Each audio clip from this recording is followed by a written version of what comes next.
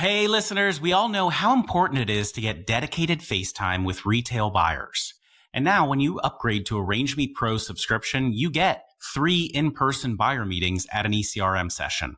That's right, 3 20-minute private meetings with buyers in your category. Tell them your story, sample your products, and have a distraction-free conversation. And a pro tip, our Startup CPG community discount is the best deal around on RangeMe. You can get RangeMe Pro with the 3 meetings for $11.99. That's more than half off the regular annual rate. RangeMe Pro subscribers also get unlimited product listings, a dedicated customer success manager, VIP access to limited time campaigns, exclusive ongoing submission opportunities, and insights into which retailers are checking out your brand and products. To learn more, visit rangeme.com/startupcpg.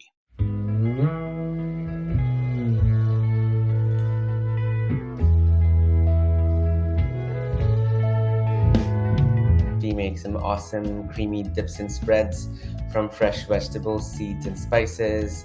Our products are shelf stable, so the easiest way to explain them would be an elevated salsa, but made from curry powder and zucchini, and then some red bell peppers with some apple cider vinegar, and then a spiced mango. So something to indulge on without the high calorie count or anything that would make you feel guilty after you finish the whole jar. But most part that I borrow from my heritage is about the way the products are made. So we don't use any preservatives, we don't process them overly, even the vegetables that are put in are fresh.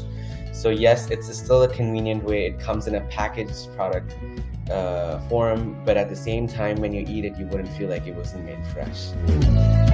Hi everyone, Grace here, the Startup CPG editor, and we are back with another Founder Friday bonus episode, this week featuring Growee Foods. Growee Foods has been with our community since the very beginning back in 2020. They make delicious all-occasion dips and spreads from real plant-based ingredients like fresh veggies, sunflower seeds, and spices, and they are delicious. So, hope you enjoy the show. Hello and welcome back to the Startup CPG Podcast. My name is Grace. I'm here with another episode of the Founder Friday bonuses. We're really excited to be featuring Aman and his brand Growee Foods today. Many members of the Startup CPG team are big fans of Growee Foods and their delicious plant-based dips and spreads, but I will let Aman introduce himself more eloquently. Of course. Hey, everyone. As Grace such graciously explained, I'm founder of Growee Foods. We make some awesome creamy dips and spreads from fresh vegetables, seeds, and spices.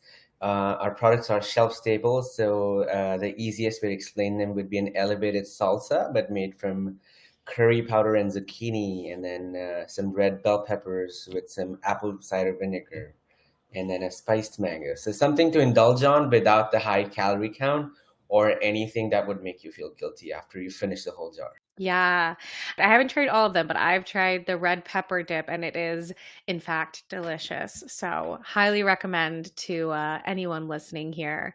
But so Aman, I'd love to hear, just to start, why did you found Growee Foods? What sort of inspired this idea and your mission? And yeah, just give us the founder story. Of course, yeah.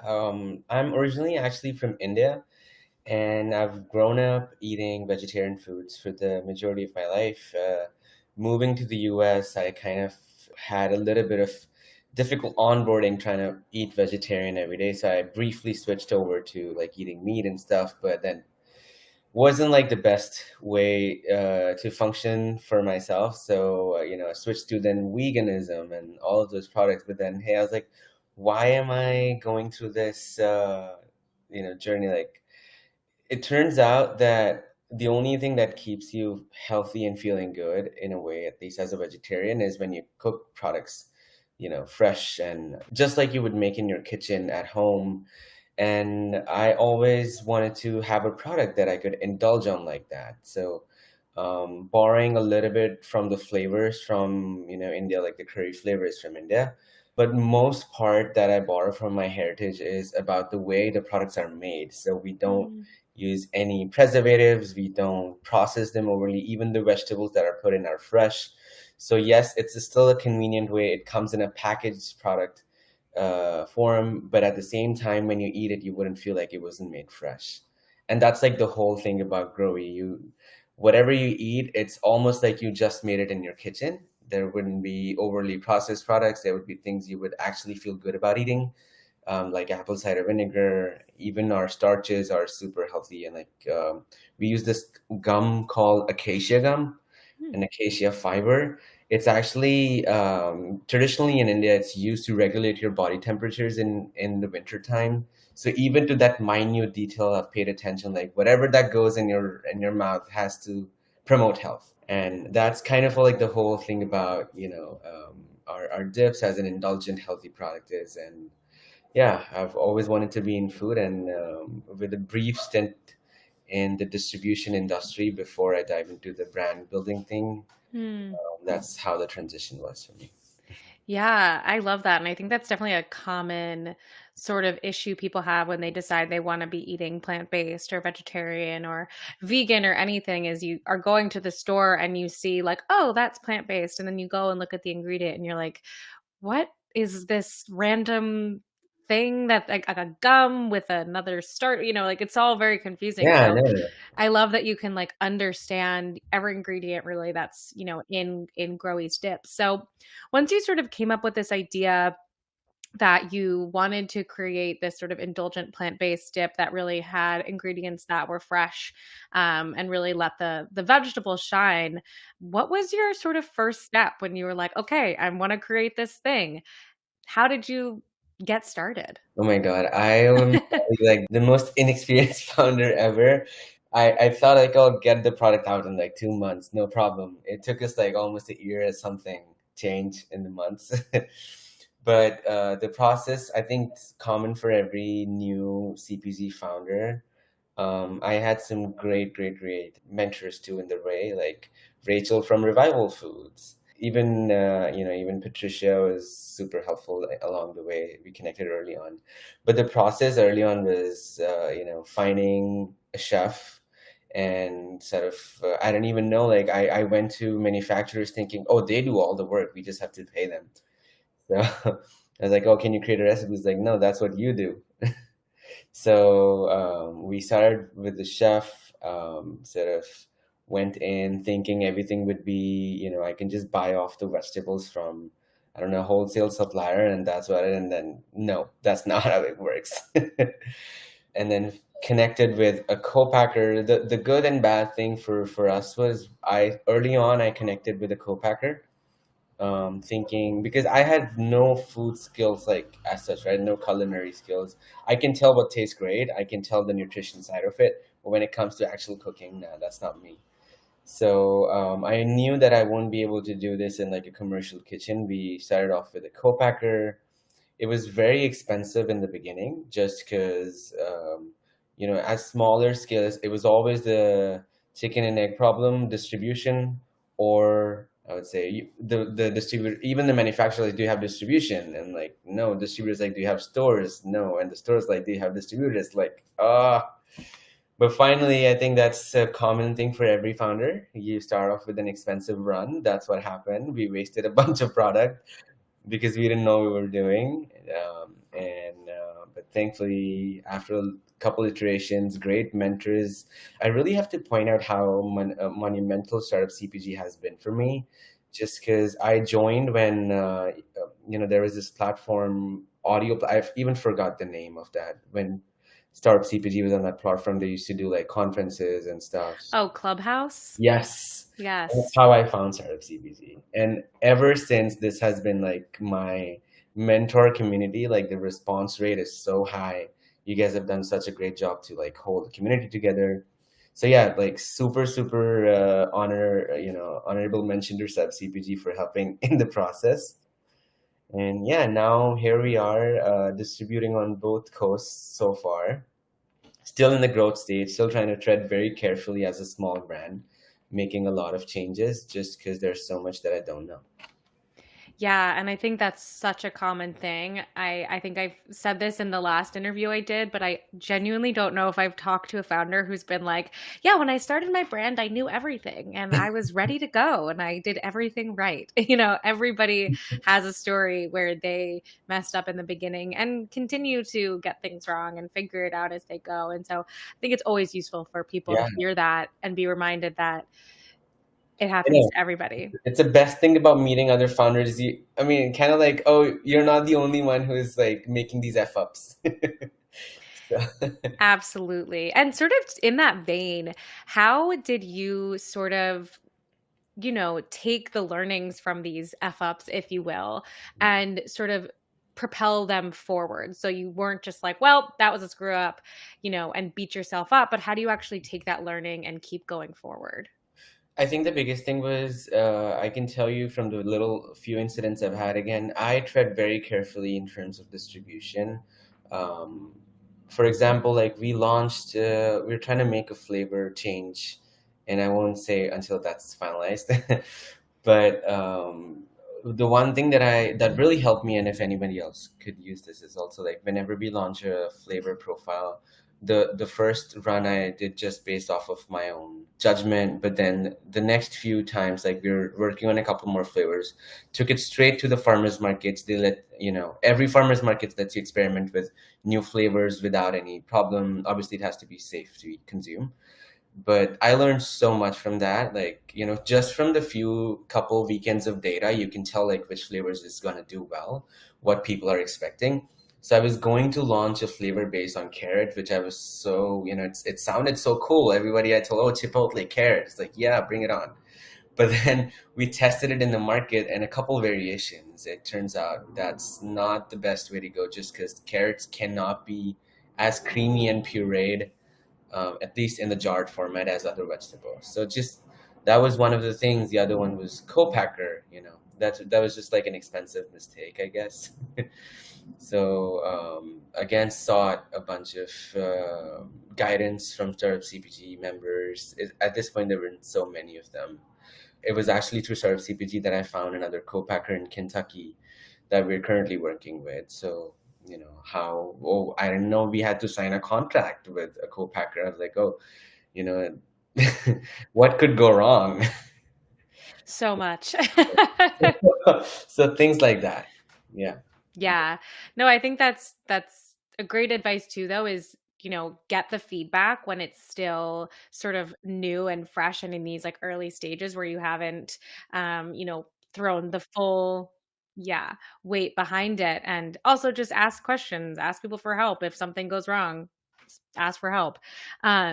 So after, as you've been growing Growee, if you will, over the last few years, what sort of has been your strategy of getting Growee into people's hands and, getting it into stores? And I mean, now you're on both coasts. So what has been your strategy of rolling it out from, just you, Aman, to both coasts and in many customers' hands? Of course. I think it kind of works differently for different category of products.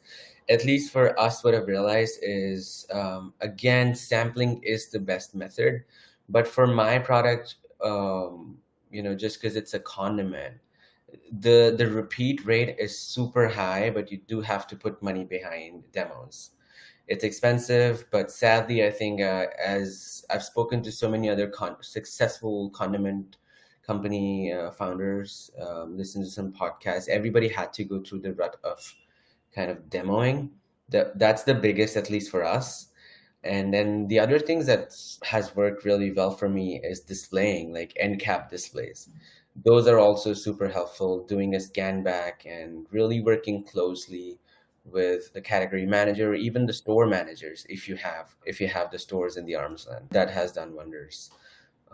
And Amazon has been pretty great for me as well. Like for example, California, we get a ton of orders through on Amazon from California, and that just has sort of created a snowball effect for our launch in California stores. Just because I don't know, I mean, it could be wrong, but from looking at you have that you're not able to like see aggregate data, but when you go in your in your Amazon for whoever is on Amazon, you're able to see the location of the buyer.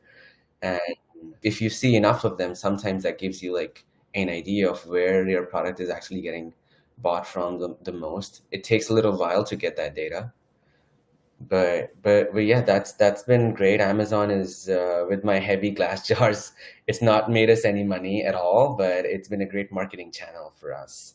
That's what I've seen. Yeah. Yeah, so sort of Amazon more as like a brand recognition building Yeah. situation. And when you are doing your demos, do you work with like an outside partner who like runs demos for you, or do you go and personally do these demos yourself? I mean, I wish I could, but it's just like at this point, I would be spending more money in flights and then we actually end up making anyway. But even that those demos aren't inexpensive, but what I do that's been really helpful is sharing demos. And a lot of times, if you push a little bit, the stores are also willing to do. Like for example, with Gelson's, I'm trying really hard to split our demos. That would slash our costs really in half. The in-house team would be able to do it. They have like 27 stores at this point, and it's not possible for me to drive all the the entire coast of California to do it, even if I went there. So we can do. Gelson's doesn't allow this with the agencies, but I'm pretty sure whichever store or in whichever area or region you are, there are like at this point so many demo companies. Just ask to split demos, and that way you split your costs, and you get to pick the brand which you're going with. For example, we use crackers and chips anyway, so I just reached out to a couple of cracker brands like, hey, would you like to share demos? And that way we both are getting our marketing there. They're like tasting, oh, what kind of cracker is that? Like, hey, what kind of dip is that? And so that's been helpful for me. We'll be right back. Imagine this. You get accepted into a new regional chain. Hooray! Now, the race to drive velocity begins, but awareness plays are so expensive. Demos, displays, coupon programs, the list goes on. But what if there was a way to connect with millennial women, some of the most important shoppers out there, to actually go into the store, buy your product, and then post about it to their trusted friends and neighbors? Well, now there is. Meet Hummingbirds, the new platform that connects your brands with real shoppers in a specific city. Hummingbirds lets you set up your campaign, match with the local birds who are interested, and then track the social impact of the campaign. It's such a cool concept to hear about a product from someone from my own community that I know and trust rather than some big-time influencer who might not even be relevant in certain zip codes. To learn more, check out hummingbirds.com/startupcpg, and you can even register for a chance to win a free custom managed program. The winner will be chosen on June 28th. Terms and conditions apply. Please visit the website for details. Good luck. And now, back to the show. Yeah, that's great advice. And I think definitely demos are a way I've personally discovered so many fun brands. So I definitely can see how, though expensive, they make a huge impact. So now that you are on two coasts and lots of stores, are you sort of more focused on the stores you're in, or are you still pushing for further retail expansion? That's a really great question. And for me, as I said, I'm really treading carefully. I just want to open one more account on the West Coast so we can make use of our distribution center costs and optimize them per unit very nicely. But after that, I think I'm just going to focus more on breadth and kind of like increasing our sell-throughs. Just because I've seen I think as any new founder, or unless you're super smart, I'm not. You get into some stores in the beginning and then you don't know what you're doing. We thought like, oh, just getting in the stores and the product would fly off the shelves.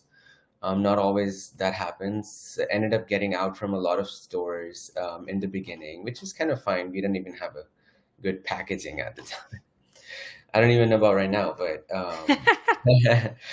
but that's what I'm gonna do at this point. I think a good some stores in the Middle Atlantic region where I'm from, and some stores in California where actually a lot of consumers are looking for, and then just push for sell-throughs in this, increase velocities until I'm actually confident. And it's not even about finances, right? I mean, thankfully, I'm able to make more product even if we launched nationally, but I just don't think we will be able to scale our marketing enough at the point and actually support the stores. I've heard so many horror stories of greatest founders and everybody has their own journey, right? Who've expanded nationally, and then it turns out, even though they've been in the business for so long, you just have to go through those. Sometimes it's through virality of the marketing.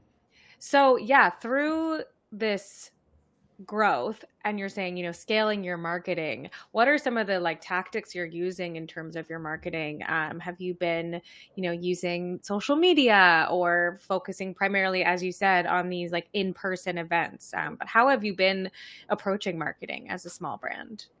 Yeah, as a small brand, I'm so happy you added that.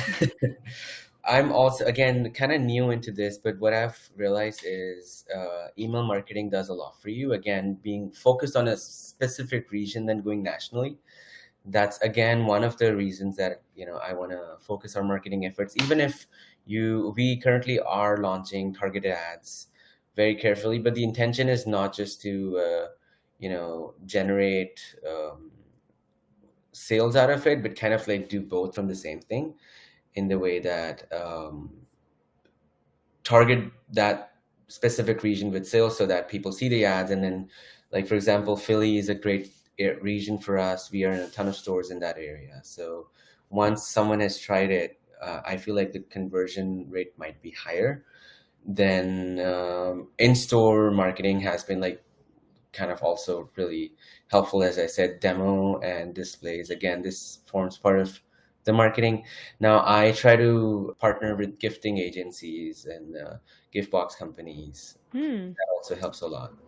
Cool. Yeah. Yeah, that makes a lot of sense. And I'm in Philadelphia, actually. Oh, super. And so I saw you guys were in all the DeBruno Brothers, which is a Yes. big Philly brand or retailer for those who are not based in Philadelphia. But I'm excited to go check that out here in Philly. Awesome. So yeah, marketing as a small brand is very hard, and sometimes you don't want to throw all your money into these paid social media ads that you have no idea if they're actually going to go anywhere. So I think your strategy makes a lot of sense. And, a lot of times too, it's just trying to see what sticks and what works. Yeah. That makes a lot of sense. So sort of thinking more broadly, as you have been, growing Growee, said it again, over these last few years, what has been one of the biggest challenges that you've faced as a founder? I think co-packer was still, I'm working on my cogs. I think cogs has been one of the biggest, again, just because we want to keep the ingredients. I think it's just a personal preference, I would say, or personal arrogancy I have about my product. No, there's no way I'm changing it. At this point, a lot of co-packers I've mentioned, and a lot of food service and R&D people have also mentioned that, you could just go for a processed puree that is pre-made, and that saves us a lot of costs.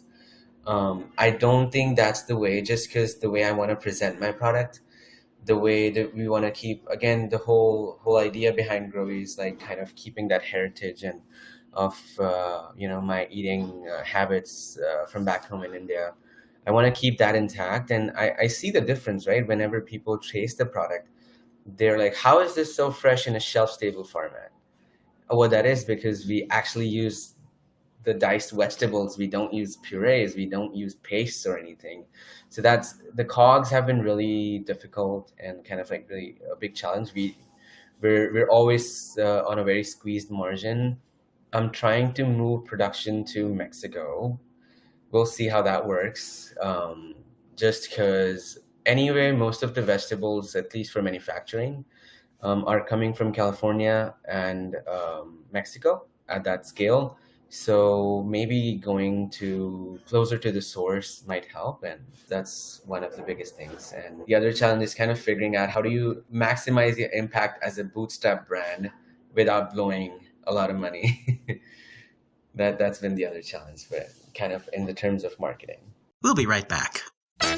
Hey friends, inventory management can be a major pain. Keeping track of all your ingredients, your inventory across warehouses and co-mans, your retail and e-com orders, and tying all of that together. When your Excel spreadsheet breaks, check out our friends at Sin7 Core, our inventory management software partner. You can track everything you make and sell, and as the leading tool for early CPG brands, it integrates with all the major software like QuickBooks, Shopify, Amazon, and whatever your warehouse and co-mans are using. Through Startup CPG, you get a free month trial and then 50% off the 3 months after that. To get started, check out sin7.com/startupcpg. That's Sin, C-I-N, like the first 3 letters in Cincinnati, and the number 7. So sin7.com/startupcpg. Back to the show. Yeah. Oh my God. I mean, the bootstrapping brand is such a challenge. And how do you manage having enough inventory and enough product to fill all your, retailers, but also have money and not blow through everything. But I want to give everybody who's able to listen to this at this point too, some techniques and sort of support companies and organizations that I've used and they've been super helpful. For example, we always look at states where my business is still based out of Georgia, and so Georgia Grown has been a monumental organization for us. They give you a lot of marketing subsidies in the terms of the trade shows that you're going for. And then, so along with Startup CPG's amazing discounts, if you can stack another discount with, your state's agricultural organization, they actually end up paying for a lot of your trade show costs. Then SUSTA is another one for the Southeast people. I think for the Northeast, it's NUSTA. And then it's like a consortium of states that have come together to, it's more oriented towards export, but they also give you marketing budgets for national trade shows like National Products Expo. And even to the point that if you're starting to export to Canada or anywhere else, they would pay for the packaging cost of your packaging changes. So the cost you would pay to a designer, they would even reimburse you. I would highly recommend looking at, organizations wherever you are. Yeah, absolutely. No, I love those shout outs. And speaking of trade shows, I was just remembering actually that you guys, Growee Foods, were at Expo West this year. Was that your first time at Expo West? Yeah. How was that? How was your first? Overwhelming. Yeah. So overwhelming. Oh my God. The brands were so flashy, and I wish we were more prepared, but we did our best. But it was crazy, and a lot of, again, having distribution on California was super helpful. A lot of interest. As any other trade show, you have to the actual conversions happen in the next 3, 4, 5, 6 months. So we're still to see. It's only been a month since the trade show, but I'm really positive. But with super overwhelming with the number of people. I've only walked, but I was never behind the table, and this was crazy. Yeah. And how have you been, post Expo, speaking of some of those conversions, have you been in conversations, or how have you been sort of trying to approach taking some of those contacts or people you met or had interest from at Expo and then turning them into, real life conversions? Of course, I would just share a little bit about my outreach strategy. Everybody has their own. We always, just because, the first week after the expo, everybody's inboxes are slammed through the roof. So what I do is I send an email the same day we met at the expo. So sometimes people come up to me and say, I saw your email. That was quick. I'm like, yeah, now you will remember me. And then I kind of give a little bit of gap, week to 10 days before I start to outreach again. And, that way I can also gather everything together. And yeah, it's a long game. I think even the outreach is basically just a connection. Sadly for our shows, unlike other industry shows where conversions happen on site, but I think it takes a good 3 months just because the stores that, at least in National Products Expo West, it was the kind of stores we saw were mostly chains, and conversion with them takes a good, I would say, 3 to 6 months, unless they have an urgent need. So just just stay at it. I think at 6 month point mark, if you're feeling like, okay, this is not converting, it's fully to let them go. But otherwise, I think don't leave hope unless they explicitly say no. And Yeah. that's kind of about it. Yeah. Absolutely. I have definitely heard that from other brands that it takes a long time. And I too was overwhelmed when I got back from Expo this year. I think Oh I yeah. slept like 12 hours a night for a minute there. So I think everybody Everybody, probably appreciates your week window of a break. of So course. that makes a lot of sense. So looking more towards the future, what is coming up for Growee and, in these retail expansions, but also with the product, and what does the next year or so kind of look like for Growee Foods? Yeah, a lot of brewing happening backstage.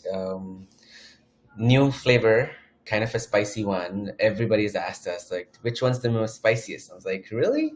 I thought, but I guess that's the industry trend too right now, right? With all the chili crisps and chili oil, everybody wants spicy.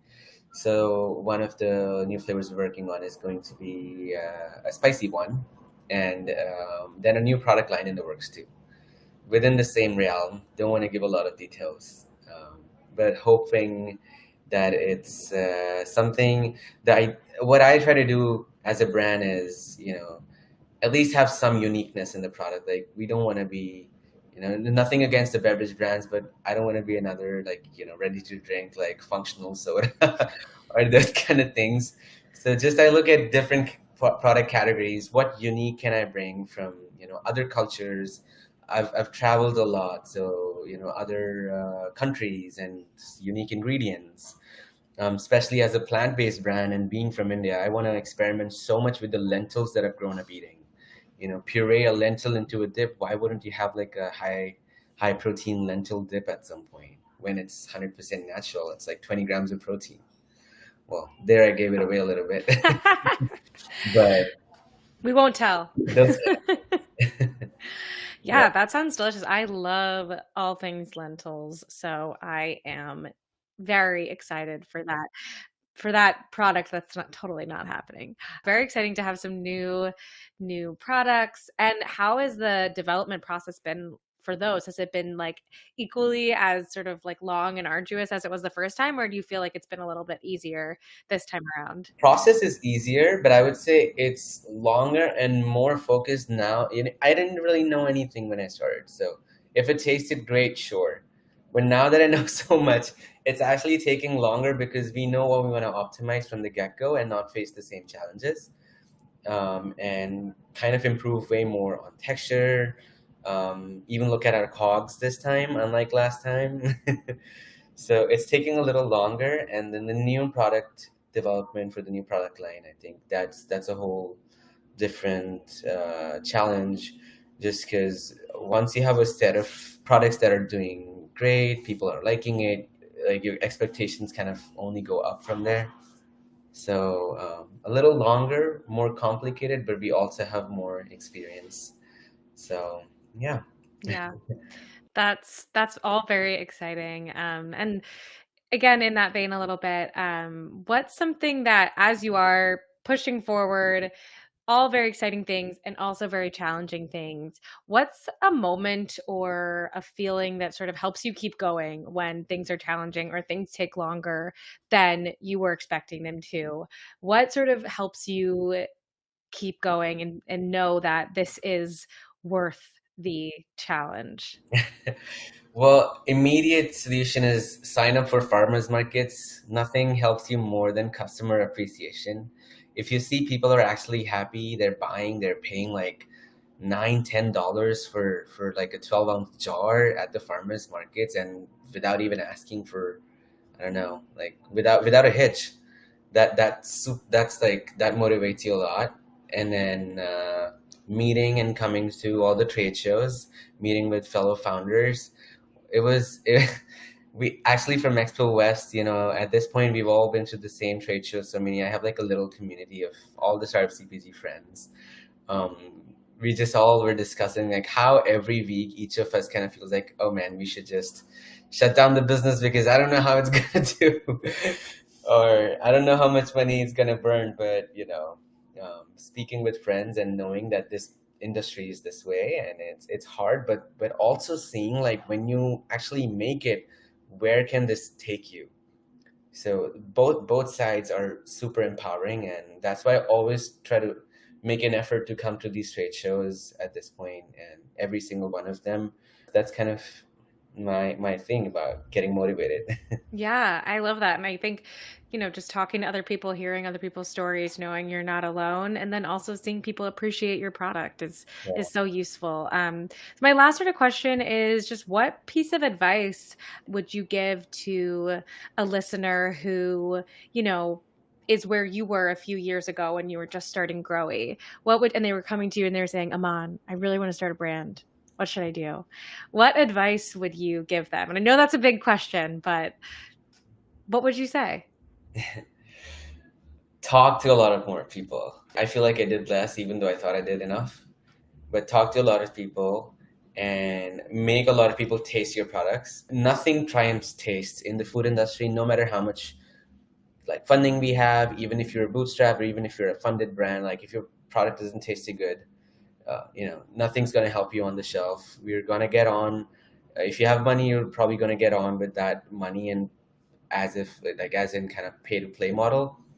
But if it doesn't taste great, it's not going to stick. So just once you know your product tastes good, nothing can stop. Then it's all about just tweaking, right?